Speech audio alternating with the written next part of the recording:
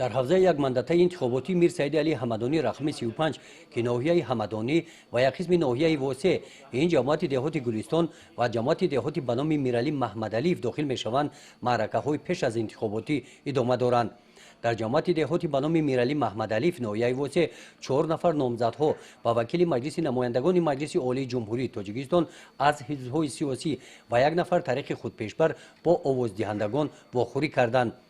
در این ملاقات در قسمت معرفی نامزدها شخصان با اعتماد آنها نامزدها را با آوازدهندگان معرفی نمودند. از برآمدهای نامزدها با وکیل مجلس نمایندگان مجلس عالی جمهوری تاجیکستان آوازدهندگان با برنامه پیش از انتخاباتی نامزدها که پهلوهای سمت اقتصادی، سیاست اگراری، مسائل اجتماعی را در بر گرفتند شناس گردیدند.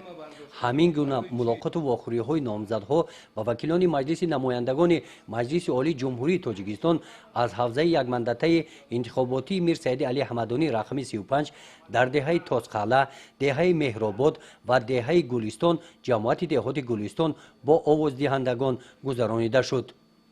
گزارش خواجه نظریف خدای نظر ظهوروف برای برنامه اطلاعاتی نوید.